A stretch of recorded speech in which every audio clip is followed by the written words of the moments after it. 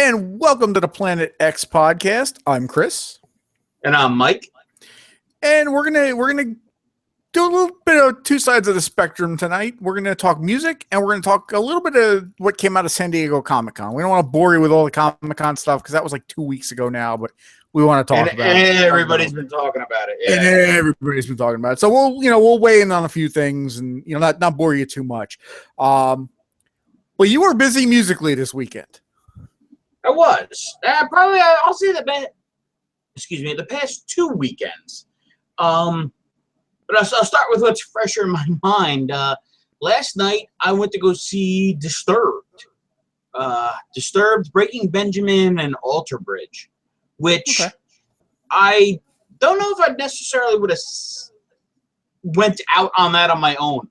My wife was interested in going, so I got her the tickets for her birthday. And it's not like I don't dislike any of those bands. And I had this weird realization with Disturbed, where I've always enjoyed Disturbed's music, and I've always been like, oh yeah, I like that song. I have their albums and stuff like that. But if you asked me, and I like a ton of music, I like a ton of diversified music. But if you started to ask me like, oh, what are your favorite bands? I would name 20 or 30 bands before I got to Disturbed. And not that I dislike them, I just kind of always, it's odd for me. Disturbed is a second-tier band in my mind. Yeah, I can get that. I'm in this kind of in the same boat. Like I dig them. I think I own everything they've ever put out, but I don't necessarily go out of my way to go like, hey, Disturbed. And I guess in my mindset, it's kind of like I have bands that I really like. I have bands that I consider to be a big deal that I might not necessarily like. And then there's like second tier bands. I'm like, oh yeah, they're good. Oh yeah, I like them. Oh yeah. And I've always put Disturbed at that level. And I feel like we saw them a bunch of years ago at an Ozfest. Mm-hmm. We did. We saw them maybe almost 20 years ago at an Ozfest. I've seen them 2 or 3 times now. Yeah, they played one of the early Ozfests. Like their first album, they were out of an Ozfest. Oh Jesus Christ! Yeah, we were. Well, that's the other thing. I'm like, these guys have been doing this for 20 years, and they got a song that's big now. They got that cover of "Sound of Silence." "Sound of Silence," which is a great song, great cover. They've done well with covers. They've done well. I don't know if you held a gun to my head, I could tell you what one of their big original songs has been in the past 10 years or so. But I have enjoyed their stuff. I almost kind of chalked them up to like AC/DC. Like they put out an album, you're like, okay, that sounds like an AC/DC album. That sounds like a Disturbed album. The joke with AC/DC is that every song is the same 3 chords. Yeah. And that's, every song, it's like you hear that song on the radio, you go, oh, you don't need to, look at this thing or Shazam it. You go, oh, that's an AC/DC song. Yeah. And I enjoy it. It's like, absolutely. Okay. It might not be like, oh, I love this song. This is so good. This is, like I do with some AC/DC songs. And the same thing with Disturbed. It's like, there's songs I'm like, oh, I absolutely love this tune. And there's other ones like, that's not bad. I don't know it. I don't, it's not, but okay, I wouldn't skip it if it came on a playlist. I wouldn't change the channel on the radio station, that type of stuff. But I was almost amazed to see people that were like, they absolutely loved Disturbed, and Disturbed was the biggest thing in their life. But, put it in the context for a band, again, that's been around for 20 years, if you were like 10 years old or 11 years old when you got into Disturbed, and now you're 30, you've been listening to them for 20. That's your, it's like me and Guns N' Roses. I kind of discovered Guns N' Roses was that band that made me, that first new band that I got on board with them from the beginning. And I was like, oh, I absolutely love this band and have my whole life. There's another funny point. Speaking of Guns N' Roses, the amount of people who had brand new Guns N' Roses, whether just shirts or the tour shirts at this Disturbed concert, was hysterical. I saw dozens. I bet of people who were in it. I bet. And that was, and Guns N' Roses just came by in my area and played 2 stadium shows. So they played MetLife Stadium where the Giants and the Jets play 2 days in a row. So a shitload of people saw them. Over Yeah, 100,000 they played in Philly like a week or two prior to that, and I had a friend that went to that. So yeah, so in that general vicinity of where I saw them, they played in front of around 300,000 people, give or take, in a tri-state area. So there was a lot of people showing up at this show in Guns N' Roses shirts, which I just kind of thought was funny. yeah. But I was with Disturbed. I was like, I guess they're a here to stay type of band. It's a 20-year career. And you start thinking about things, and I know it's nonsense. The Rock and Roll Hall of Fame is such nonsense. But you're like, I guess, Disturbed isn't like one of those like late 90 bands. And in every time that music kind of, I guess, shifts to a style a little bit, especially hard rock music, heavy metal music, you get a ton of people that kind of sound the same, and you get 3 or 4 bands that kind of make it out of there. That glam rock thing, you kind of had like Bon Jovi, Motley Crue, and oddly enough, Poison kind of kicked their way out of that. Poison is still kind of going, and I'm hearing, and I'm actually kind of looking forward to this, although I hate Poison so much. But I'm hearing they might be touring with Def Leppard next summer, so I'm like, Yeah, I heard that too. Yeah. Which again is going to be, you just went to go see Def Leppard. I just went to go see Def Leppard a couple weeks ago, and I've seen them 3 times now, and they have blown me away every time. They have not put on a bad show. At this point in their career, they just kind of play the hits. They've got a new record out in the past year. They played like 2 songs off of that. Good stuff. But, I went to go see, Pour Some Sugar on Me and Foolin' and all that. And they played that, And they know what to do. They know where their bread is buttered. Absolutely. And also with Def Leppard, if you ever want to go to a concert and pick up a chick in her mid-40s, go to a Def Leppard concert. Rock on, rock on. If you're into I won't even say MILF because we're in that age bracket. Yeah. If you're into if you're looking for a chick that likes that type of music, go to a Def Leppard concert because they're all there. Yeah, they are. And what's funny now too is some of them are bringing their daughters, and their daughters are like 18. And I will have to say, one of the things, I have been a fan of hard rock, heavy music my whole life. Twisted Sister and Quiet Riot. Were around when I was a young kid, and I saw those videos, and I got into that type of stuff. And then I started to discover things like Ozzy and Metallica and Iron Maiden, and Guns N' Roses came on the scene, and Phil and all those other things. But what I will say about going to these shows that I've been going to for almost 30 years is, man, there's and then they always joke, they're like, the real heavy metal you don't get chicks at. But some of that hard rock stuff, you'll get some of the hottest chicks dressed in some of the skankiest outfits. Yes, you do. Still to this day. And some of them you look and you're like, oh, that chick's got to be pushing 50, but she got herself together. There are a couple of them, like a mother-daughter tandem walking down the street. That could be a good time. Hey, now, how you doing? How you doing? But I was, with the Disturbed thing, I was just like, I guess this is, it set me aback, because I was telling you before, I kind of found Disturbed did this, they showed this opening video montage of their concerts and their fans and people, and to me it kind of felt like corny. I'm like, you're Disturbed and you're doing this. But then I started thinking about it. I'm like, you're a band that's been around for 20 years. So with me, when I go something, Ozzy always has a video package. And I always loved the Ozzy video package. But if you weren't a big Ozzy fan, you'd sit there and be like, this is corny. And even the shit that Ozzy says, like being a big fan, you're like, yeah. And then what's the Dave? Dave something is the name of the guy, the lead singer of Disturbed, I think. I could be wrong. Yeah, I can't remember his last name. But he's, he does his little things and he says his stuff. And I'm like, this guy's a little bit of a cornball. And I'm like, you know what? He's not. I'm like, he's enjoying himself. He's got people are enjoying themselves there. I was not annoyed with him, but it was just like, I was almost like surprised because I guess I've seen Disturbed. Like I said, this is the third or fourth time, but this is the first time I ever saw them as a headliner. So it was an interesting experience for me to see them and be like, I guess they really are. You know, it's funny that a band. It took 20 years for them to sneak up on me. Like, not. Yeah, you know. It's not that I'm not aware of them. Sometimes that happens. I guess I never put them up on that tier.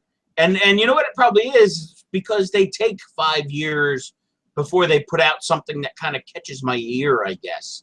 Yeah. So you kind of start to forget about them, and then it's like this Sound of Silence thing came out, and you're like, oh, this is as good a cover as almost any I've ever heard. This is like right up there with Johnny Cash's Hurt almost. Yeah, and I think that them releasing that song actually kind of is what sparked them being like the headliner for this tour, because I'm in the same boat. Like, I don't picture them being as a headliner. It's like, you know, it's like you're gonna go see a band and Disturbed is gonna kind of be like second bill. Yeah, and they were a co-headliner, but they were definitely the main attraction. Who are they co-headlining with? Breaking Ben? Breaking Benjamin, which was again another one of those bands on a lesser level. I don't own any Breaking Benjamin music, but again, I don't dislike it. It's something that I'm like, if it's on, I'm like, okay, it's all right. But honestly, they played in their whole set. Maybe I knew 3 songs, and I only really knew the one well, the big giant hit, Diary of Jane. Yeah. And like, they're another band. Like, I've got like a bunch of their CDs, and I enjoy them. I mean, there's stuff on theirs on my iPod, but they're kind of another band that, like, everything to me just kind of sounds like every song kind of sounds the same. They're another band. They're another band that I would go like, oh yeah, that's a Breaking Ben song. But I'm not a huge fan. If somebody said, hey, you know, I got free tickets, you want to go see Breaking Benjamin? Yeah, I'll go. But I don't know if I'd rush out to go see them. Yeah, it was definitely you know, with them, I could have almost skipped to that part of the concert. The other featured band on the bill was Alter Bridge. And I like Miles Kennedy. I like the stuff that Miles Kennedy does with Slash. Tremonti, who's the guitar player, who's got his own projects too. You know, and they were talented, but they were Creed, and they got rid of Scott Stapp, and they like became a better band, in my opinion. Yeah, definitely. They became a band I liked more, I think. I guess they're a little bit of a direction change, and I like Miles Kennedy's voice. You know, like I said, I was a big Guns N' Roses fan. And he is similar in appeal to like an Axl Rose. So I enjoyed Alter Bridge more than I did Breaking Benjamin. And I'm sitting there, you know, Alter Bridge is playing, and I'm leaning over to my wife, and I'm like, this is the theme. This is the intro music that Edge used to use in WWE. Yeah, that was how I got introduced to him. It was like, oh, okay, you know, this is the band that Edge is using, you know, for his entrance music. And then I'm like, all right, yeah, you know, I dig these guys. Yeah, it probably helped them, you know, it got their music on TV a couple times a week. Yeah, yeah. And then there was another, I missed the warm-up act. So I can't even give you an opinion one way or another about them. But the whole show in general was a good time. You know, I'm glad I went. And it kind of, I had a friend of mine who has an interesting philosophy. He's a big music fan. I would always go to shows with him. There were times I didn't plan on going to a show with him, and I would run into him at that show. So he was always big on going to see music. And his mother just passed away. And now he kind of has this philosophy of, I'm going to go see anybody. If somebody's been around 20 years, 30 years, they've been around that long for a reason. Yeah. And I'm going to go see him. If I have the opportunity, I'm going to go see him. So he's like, you know, it's like Lionel Richie's coming around. I'm going to see fucking Lionel Richie. You know, and I'm like, oh, yeah, I kind of agree with you. So I started following the same, you know, and the problem is, it seems like anytime somebody's around like that, I have other plans and it winds up screwing me up. Like I just missed Jeff Beck and Buddy Guy came around. Ooh, that would have been a good show. And I just couldn't go. And I was like, Yeah. shit, this is something I would have definitely wanted to hit. And the last week, we went to go see Sarah McLachlan and Josh Groban. I would have slipped my wrist. You know, yeah, I wasn't sure about Josh Groban. I'm like, I know he does. I'm like, is he going to sing Christmas songs? I'm like, that's all I really know for Josh Groban. And then I started thinking about it, and I'm like, oh, wait a minute. Josh Groban did some of that weird late 90s new age shit. Like, remember the guy from the big blonde Frankenstein guy from Entertainment Tonight? Yes, When, John Tesh. John Tesh. John Tesh. So I'm like, Josh Groban kind of started doing that John Tesh type of shit. And I'm like, what am I going to get into? And then our uncle kind of told, I was talking to him about it, and he said, he's doing stuff from Broadway shows. He's doing some musical theater stuff. And I'm like, all right, I can deal with that. As long as he kind of keeps it in the vein of shit that people know and doesn't go like too deep. So I'll start Sarah McLachlan, who I like, and I like that style of music. I got to be in the right mood for it. And I thoroughly enjoyed her show. She kind of sat down at a piano and just started playing. And I was thinking about it. I'm like, you know, when she gets a little older, she should just open like a theater in Branson or Vegas or something where it's like a dinner club where you just go, you have a nice meal. And then you could save some animals like later on, like for like, you know, after you're done, you save some animals. Yeah. You go, you take a puppy home. You go, you have a nice steak, maybe a salad. You go, you listen to Sarah McLachlan, play some piano, sing some songs, and then you take a puppy home with you. You know, and she was funny. She was playing some songs, and when she was talking in between, she was kind of upbeat, and she goes, "Yeah, I know. I play a lot of depressing songs." Goes, I couldn't tell you a happy Sarah McLachlan song. You know, she played a couple. She has one called Ice Cream. That's well, I would hope a song called Ice Cream would be happy. Is yeah. You know, but you know, but she was funny, and she even said, she's like, oh, yeah, I might put out some depressing shit, you know, but she's like, I'm a happy person. She goes, it kind of keeps me, you know, I get it out, so I don't have to live with that in me, you know. I get it, I put it down on paper. And I'm like, okay, you know, she's got a nice voice. She still is a very pretty woman. She played piano, she played guitar. She didn't have anybody else up there with her. She alternated from the piano and the guitar. And you know, it's like, you don't say like, oh, she killed it. It was like, oh, this is nice. It was like a nice summer night. I'm in an outside amphitheater type of place. Yeah, you know, I mean, I could see where that would be enjoyable, but it's like, you know, it's like, I mean, I was drinking beers. I forgot to bring a couple of beers. So I'm like, this would be nice to be drinking some wine and sitting and listening to, and you know, I like Norah Jones and Sarah McLachlan and that type of music. Edie Brickell, that's a little different. 10,000 Maniacs. Yeah, I'm you know, we have a lot of the same taste in music where we're just not. We're not all metal and rock. We're kind of all over the place, but I don't know if I could have sat through Groban and McLachlan. You know, I probably could have done one or the other.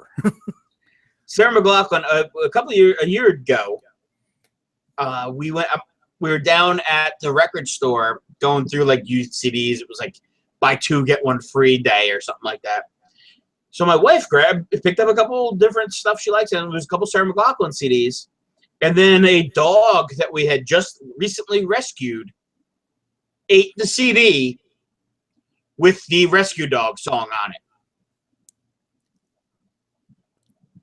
It was irony at its finest. Oh, Bruno. I'm like, what an asshole. Oh, Bruno. Yes. The dog that I had to rescue from your sister, for your sister. That dog would have eaten the baby. Yeah. No, he would have eaten anybody who tried to come at the baby. He would have loved it. Yeah. He loves the baby. If a baby cries on TV, he gets all concerned and looks for the baby to help the baby. But if he sees any other animal on TV, he goes after the TV to try and attack it. Yes. And he once ate a couple of Sarah McLachlan CDs. That's funny. And you know, she did her set, and she's like, "Thank you, good night." And she never played the Angel, Arms of an Angel Rescue Dog song. And I'm like, what the fuck? Where's the sad dog song? Where's the sad dog? She did it as a duet with Josh Groban later, which was very nice. All right, yeah. You know, okay. But getting to Josh Groban, like the whole thing, I'm like, all right. I'm like, I don't know what I'm going to be dealing with here. It's like, maybe, you know, I could just wind up falling asleep in a chair. I could, you know, let me see what happens. Yeah. And I'm like, this dude has got to win me over first song. And it was almost like my wife had emailed him and been like, here's the deal. My husband's coming with me. He's not a huge fan. He likes music. He likes musicals. He loves movies. He's a perpetual 12-year-old. Fair enough. And that's a pretty fair description of me. Yeah. Self-aggrandizing as it may be. What does he open his show with? The Willy Wonka "Come With Me and You'll See a Land of Imagination." Oh yeah, song. Soul. Yeah, and he had sung that with the Muppets. Okay. That's it. Josh Groban's work with the Muppets is really one of the things that won me over about Josh Groban. Because Josh Groban played himself as a dick, as a recurring character in the Muppets. Yes, he did. The new Muppets, the one that just got canceled, which is such a shame because that was damn good. Yeah, I'm hoping like Netflix or something picks it up, or a cable channel. I would hope so. But speaking of, and this is probably a year or so old now, but you just we're talking music. So you said the Willy Wonka thing. Primus put out a CD. Yes, I was thinking about that as I was listening, because I have that. And that is the trippiest. I'm listening to that. I'm like, you know, wish I had some weed. You know, I'm like, I wish I was high right now listening to this, because this is some getting high music. We'll have to do that some weekend then. Yes, that is. I concur. The Primus Willy Wonka cover album is fucked, but in a good way. Absolutely. In a good Primus type of way. But I say Josh Groban, he did it, you know, and again, he's another guy that came up and was funny. You know, I've seen him be funny with the Muppets. I've seen him. He was on the Crazy Ones, the Robin Williams show that he had just before he passed away. Okay. Josh Groban was on as a reoccurring character, and was good and was funny and did a good job. But it's like, you know, I like this guy. You know, he has that throwback kind of personality of one of those guys from the 50s, like a Rat Pack type of guy. Okay. But he's not smug. He's not like, hey, you know, it's like he pretend like he'll do that as like the joke. He'll be like, hey, you know, but he's just like, oh, you know, he was a very, I guess, humble guy for a guy who is as talented as he is, you know, because he played some piano. He played drums at one point in the show. You know, he sang in probably 3 different languages, maybe 4. But just kind of came off as a nice guy. And it felt like at the end of the show, to me, it's like, you know, he was like the guy that you know that sings. Like, he's like, I could see him being a friend of mine. Where as much as I like Disturbed, I think I couldn't be able to hang out with that dude from Disturbed, because he just seems like I wouldn't get along with him, even though I like his music. Josh Groban did play some of that new agey weird shit. Yeah. But he didn't like kill us with it. He played a little bit of it. I think my new agey weird shit kind of begins and ends with Yanni. I think I can do Yanni, but that's about it. Yeah, I never got into Yanni. I never like. Not like I don't go crazy over Yanni, but you know. Yeah. And Groban was his new age shit. He was like singing it in Italian. So it kind of made me feel like I was watching like an Italian sci-fi movie. Okay. It was like he was almost. It kind of sounded like he would have been the opening act from the Blue Lady that sang in The Fifth Element.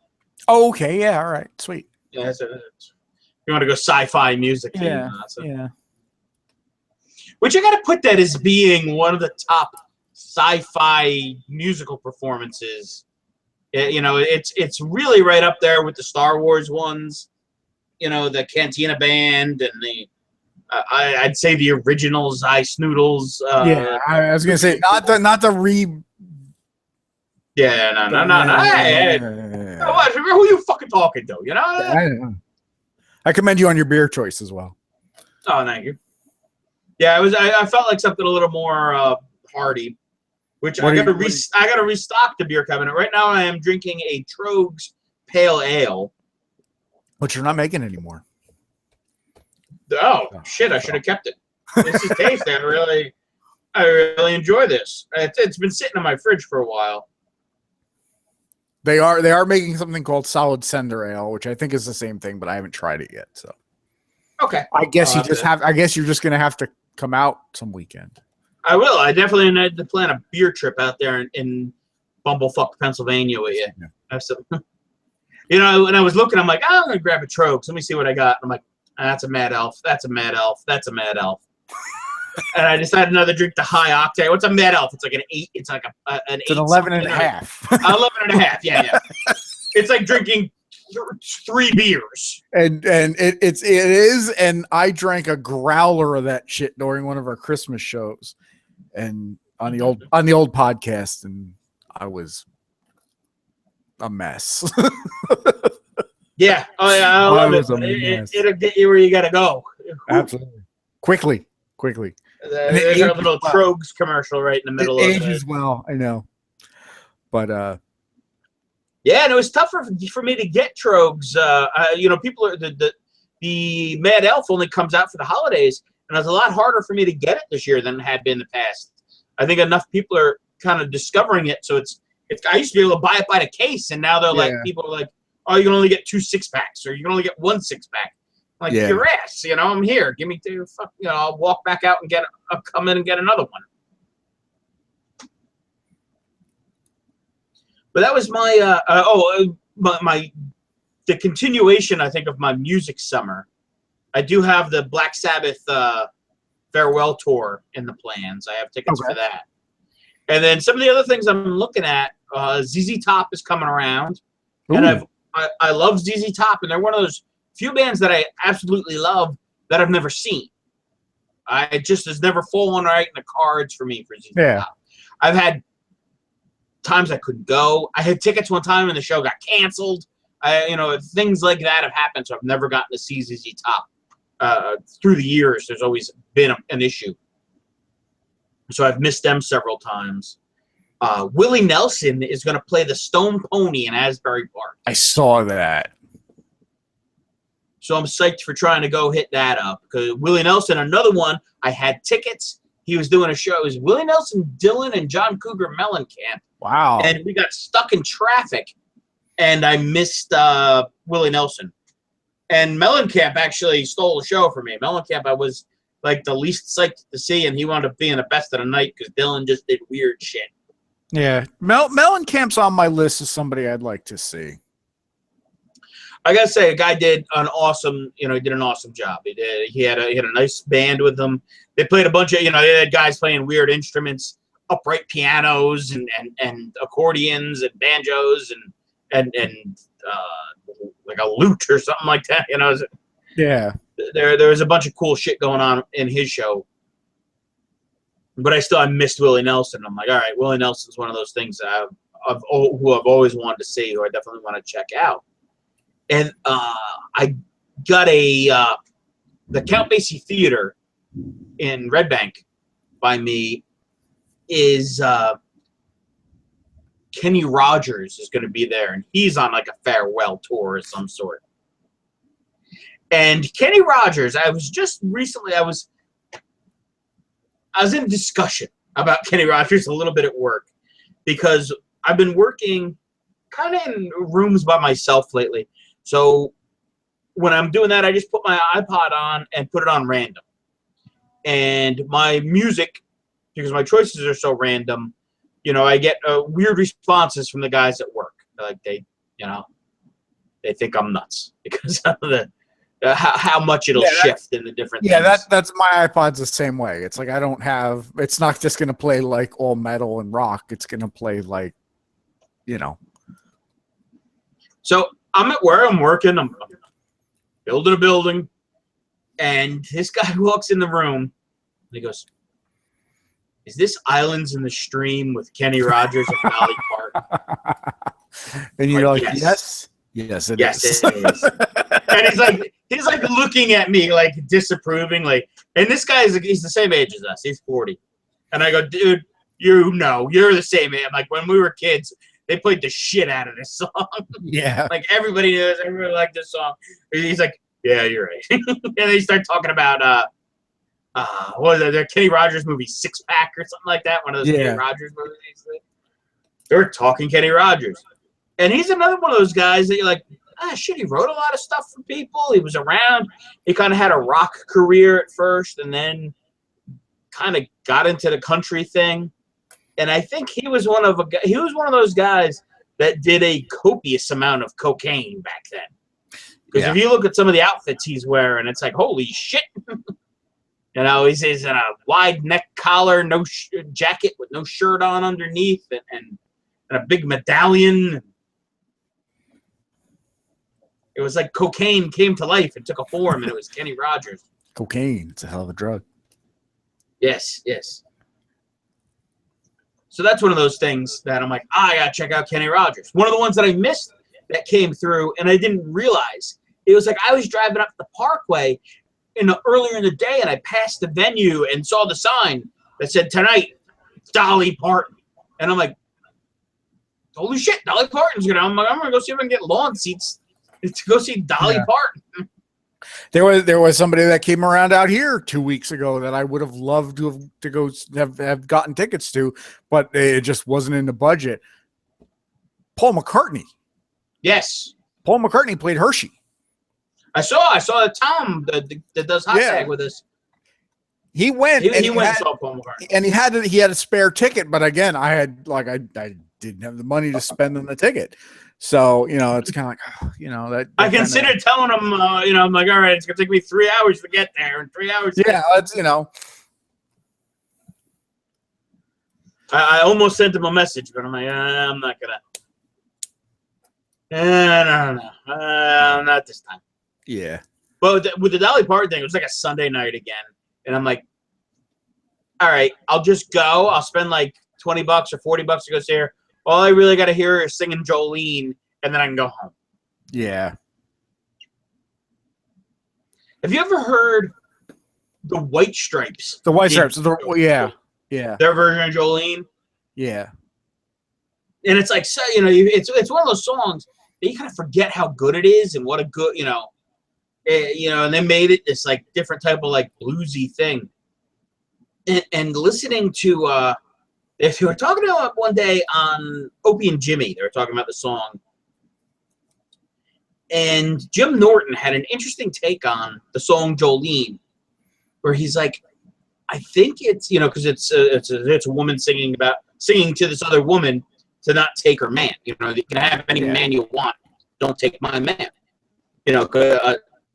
And Norton read into it a little bit more that it's the woman has a crush on the Jolene character that she's attracted to, that she's fallen in love with this other woman that is this very attractive, very sexual woman.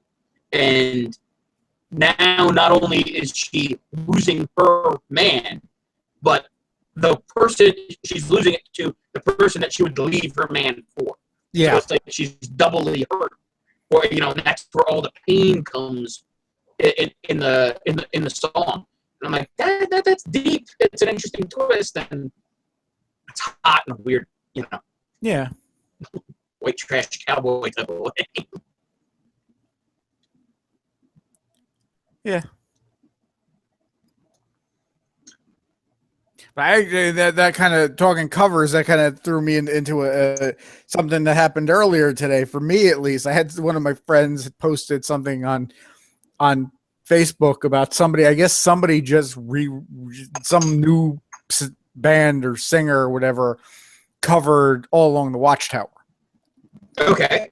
And the post she put up was, you shouldn't, you shouldn't remake songs.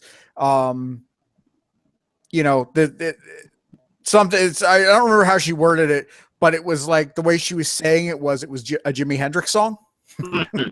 So I kind of went back at her and I'm like, well, yeah, I said, Jimi Hendrix is the best cover of a Bob Dylan song. Best known cover of a Bob Dylan song. And it was, but I'm just, I can't imagine all I'm thinking is like Rihanna is covering, All Along the Watchtower or something like that. Yeah, I remember a few years ago, somebody odd did a cover of All Along the Watchtower. And that was another thing musically in the past couple of days. They announced some big tribute concert or benefit concert in Central Park at the end of September. And one of my friends calls me because she's been bugging me to go see Metallica for like 10 years now. Okay. And she's like, Metallica's playing this concert in Central Park. I think at the end of September. And I'm like, one, I'm not going to Central Park. It's a free show. We're not going to get anywhere near the stage. And everybody else on this bill has no business occupying the same stage as Metallica. It's like Rihanna and like a bunch of the Disney pop stars, I think. And it's just is it like one of those iHeart Music concerts? I guess so. And I'm just like, look, if we're going to see Metallica, we're going to a Metallica show. That's it. Mm-hmm. I'm not sitting through Rihanna for 4 Metallica songs. No. It's like, Dave Matthews is the other one that I have covering All Along the Watchtower. yeah, Dave covers Watchtower and covers Watchtower well. But yeah, I like that version. Yeah. But I just thought it was funny. It's like, you're bitching about somebody covering a song, and the person you're saying is like, this is their song. It's like, no, that's actually a cover. That's funny. So, but actually, there's a like a lyric site here, and it says All Along the Watchtower lyrics / Jimi Hendrix. Yeah, no. Yeah. Remember, the internet is always wrong. Yes. But if I'm saying that on the internet, and you are saying that on the internet. What does that mean? I don't know. Am I wrong? And then the internet's sometimes right? Maybe. But am I right in saying that the internet's always wrong? If I say it on the internet? It's a conundrum. It is a conundrum. Speaking of the internet, we had all that, and we're way behind on it. We had all that Comic-Con stuff dumped on our laps. We did. We had a bunch of trailers come out. Some I thought were like, some I'm like really, really into. Others I'm kind of lukewarm on, and yeah, I didn't really see anything that I just kind of went like, wow, I don't want to see that. DC Warner Brothers gave us a Justice League trailer at Wonder. Well, this was an official Wonder Woman trailer, and the Justice League thing was just kind of almost like a sizzle reel, like a get you interested, get you psyched type of thing.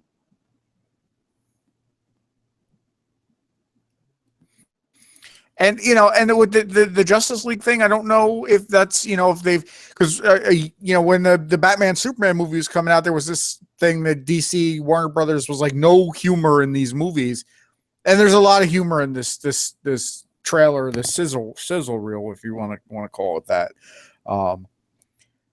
you know, it looked a little bit lighter. It looked, you know, it looked like it's got potential.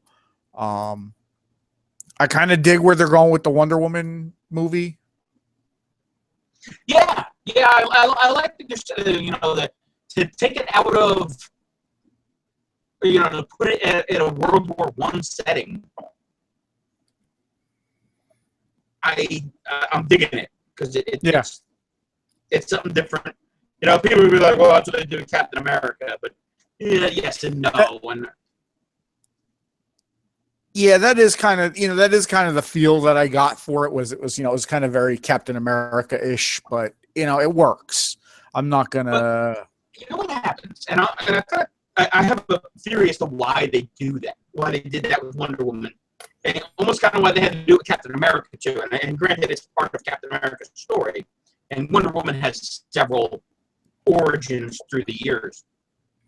But Wonder Woman as the warrior who found the soldier Steve Trevor, you know, and that whole thing, you could set that present day because there's a war going on, but it's a touchy subject to interject a super being into an actual, you know, into a current event war like that.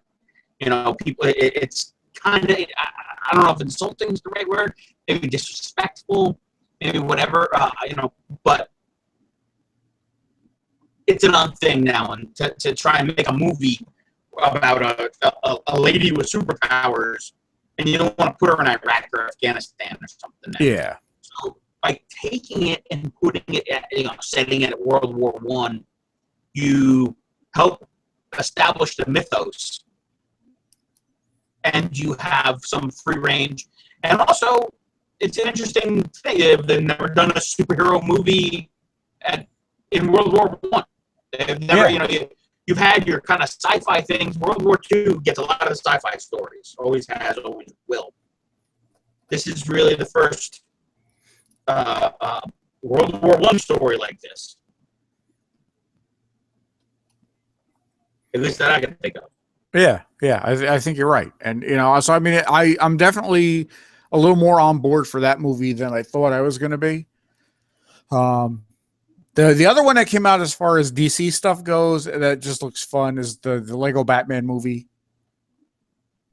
Yeah, you know, I mean, because Lego Batman kind of stole the movie in the Lego movie. So I'm definitely looking forward to that. We got to see Doctor Strange, which again, I don't know how that one's going to do because it's I kind of feel the same way. Like looking at it, I'm like, I'm psyched that they're making a Doctor Strange movie, but it's a difficult story to make. You know, it looks at parts of it, it looks like The Matrix. Which kind of makes sense. You know, it's like, okay, that's you know, you're kind of revealing this world, kind of like that. You know, that it's a similar type of character. Like now, here's a guy that's going to be able to warp the reality that he's in, and that's kind of what Doctor Strange has always been. Yeah. You know, not off the Matrix. It's just really what Doctor Strange. You know, they can finally do. You couldn't have made a good Doctor Strange movie 20 years ago because it would have to be so fantastic. You know, it's a tough subject to broach. But again, it's like Ant-Man. It's like, it's just gonna, you know,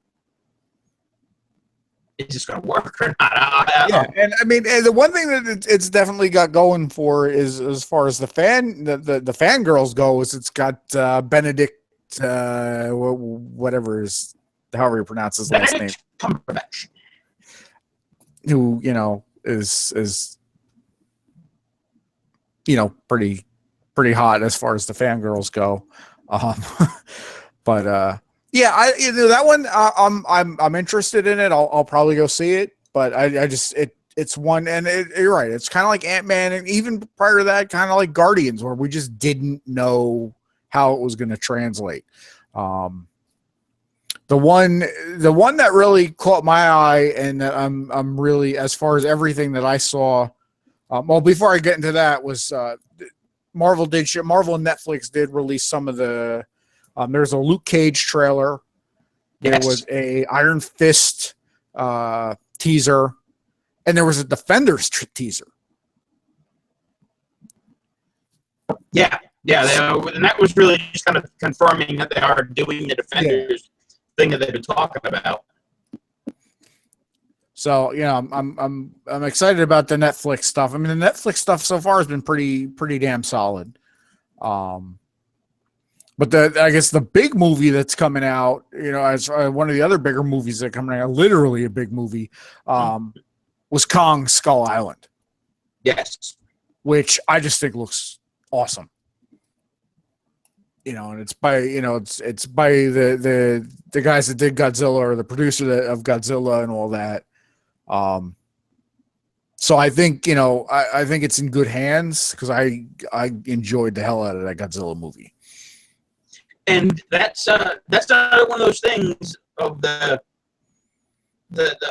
theatrical universe that they're talking about Kong and Godzilla existing in the same world. So you can get a remake of King Kong versus Godzilla. Yeah. Or maybe King Kong is going to team up with Godzilla to fight, Yeah. or something. It regardless, it looks cool, and Kong looks. They kind of upped the size of Kong as well, where it's not. He's got to be Godzilla size. Yes.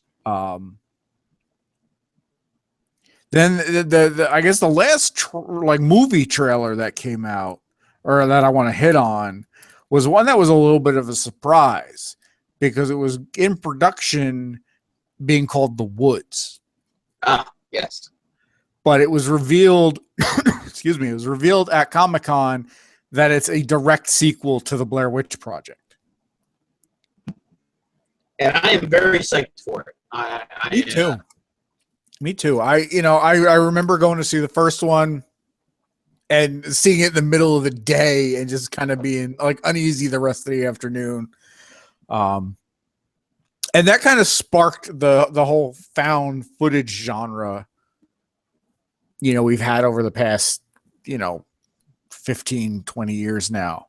But I like that this is a direct sequel to that movie. Yeah, me too. And it's funny that the original, with that viral marketing campaign, that it kind of had that it had that slow burn on the internet, that people started talking about it.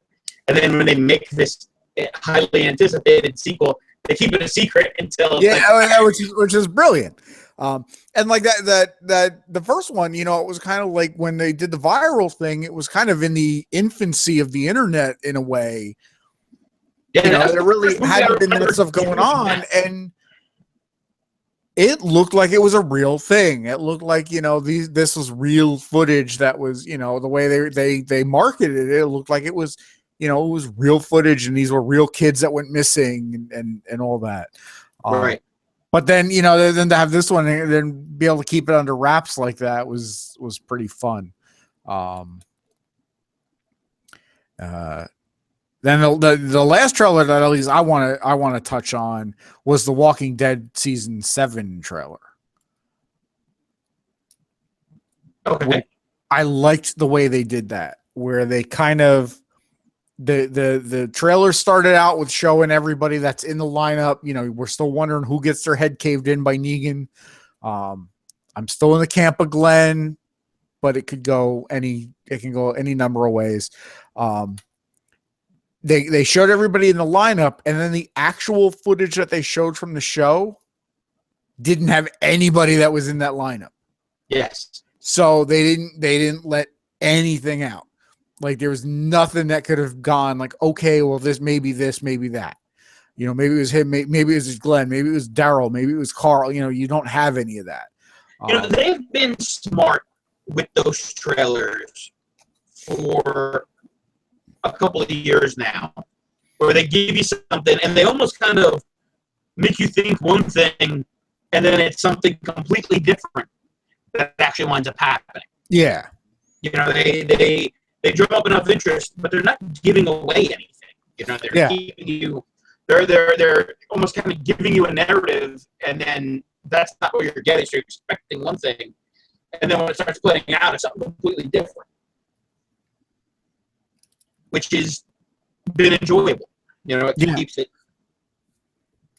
keeps it from getting stale.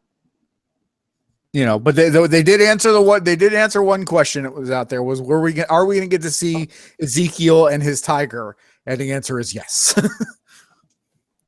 Which, he was a cool character in the Walking Dead comic series. And yes, he has a pet tiger. Nice. So that I'm looking forward to all of that. I don't know if there's anything else that came out of Comic-Con that you are. I got one last thing. It's not quite Comic-Con, but it's comic related. It's something that came out recently. I forgot to mention this to you in pre-show. I just thought about it now. I watched the Killing Joke animation. Okay, I haven't gotten to watch it yet.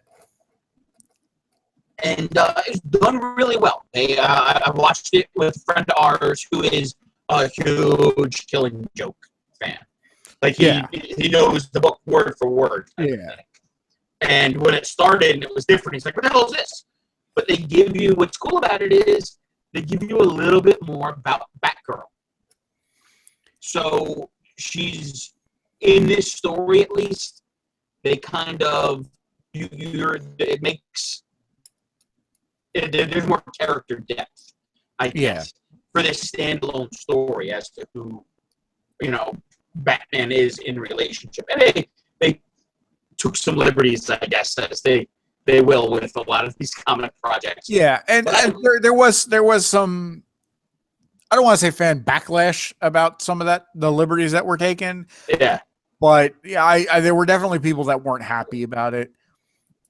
But on the flip side of that, it's like you're taking a graphic novel, which it's not a huge graphic novel. It's I don't know, maybe 80 pages, if that. Yeah. One of the best Batman stories. And it's not even really a Batman story. It's a Joker story. Yeah. And that's kind of what happens. It's only 78 minutes long or so. And there's 15, 20 minutes of new story in there to kind of flesh it out to a full story. Yeah, and that's I knew that was going to have to happen because I didn't see them getting 80 pages into it, an hour and a half movie or whatever. But it worked. I really enjoyed it.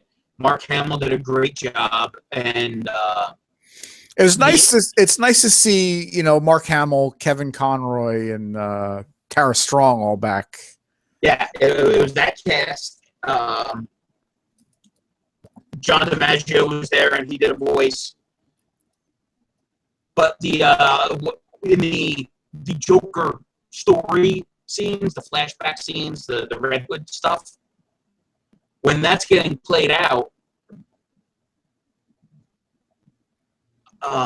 Mark Hamill is doing a different voice. Nice. For that, he's still playing the Joker before he became the Joker, but doing it in a different voice, and it works. The whole thing, cool. I really enjoyed it. It was a lot of fun to watch, and the new stuff didn't bother me. Maybe I'm not much of a Batman purist, but to me it worked. And you just kind of felt more for the who the Barbara Gordon character was. Yeah. Because without fleshing it out, it's really, if you just kind of told the story, she's just a random victim.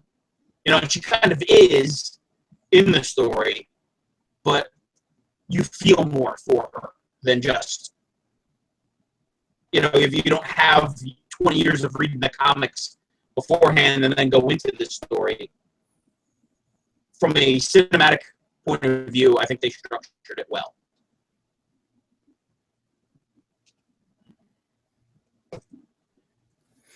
That's cool. I those DC things have all been good. So this is, again, they did a good job. And Mark Hamill should just always be the Joker. Yeah, he should. He should. But that actually, and I'll actually, we'll end on this, but I actually went to the movies this weekend as well. I saw Star Trek Beyond. Oh, yeah? It was really good. You know, it was definitely it was a good story. It was kind of nice to see them not really rehashing another, kind of how in the last one they kind of rehashed Just the remade, story. This was definitely a new story. You know, it was, and they, you know, they acknowledged Leonard Nimoy's death, like as the character of Spock, in the movie, which I thought was done really well. But yeah, I enjoyed it. It was definitely a lot of fun, a lot of action. Simon Pegg did a great job, you know, writing it. So hopefully he stays on and continues to, you know, to write some Trek movies. Cause you know, and I get that there are a lot of people out there that, you know, this isn't the Trek that they love, but I've enjoyed all these new Trek. I've enjoyed all the old Trek stuff too. So, I mean, it's not. Yeah, but I've met people and people that I know just don't like the new stuff, and they don't like the new direction, and they don't like what's going on. But I've enjoyed it, and I can't argue with it. And it kind of becomes one of those things like, all right, if they're going to make this stuff, they're going to make it this way.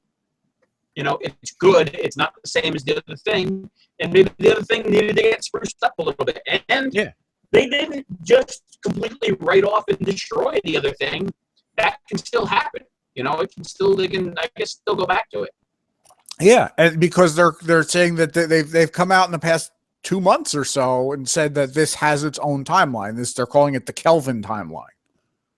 Okay. Where it's like, you know, the Trek universe that, you know, has been around for however many years, 30, 40 years now, whatever, 50 years, whatever it is.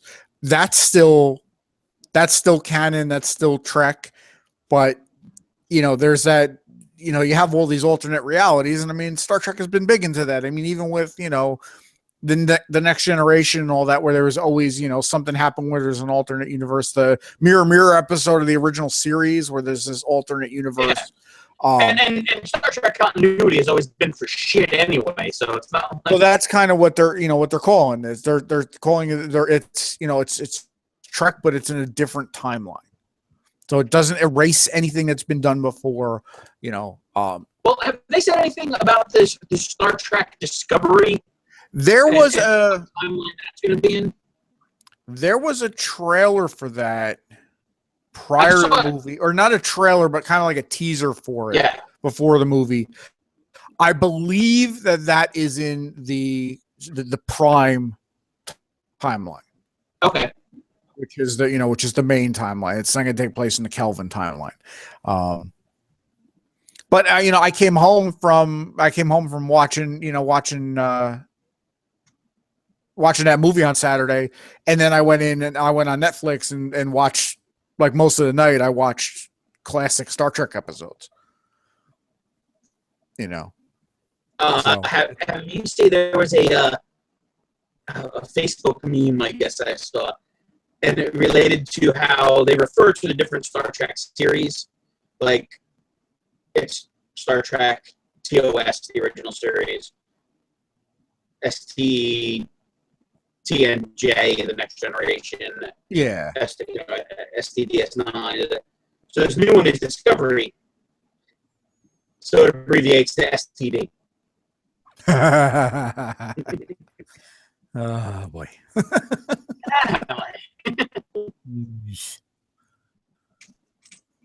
That was not well thought out. Yeah. Well, and let's end on that. Yeah, let's end it on that. End with an STD. Yes. They might have a cream for that. But anyway, you know where to find us. We're on iTunes. We're on Stitcher. Hopefully at some point come into iHeartRadio. You can check us out on Facebook at the Channel Z Podcast. It's on WordPress at channelzpodcasts.wordpress.com. Probably have a hot tag coming up soon. Lots to talk about on that end. So I'm Chris. And I'm Mike. And we'll see you next week. Bye, everybody.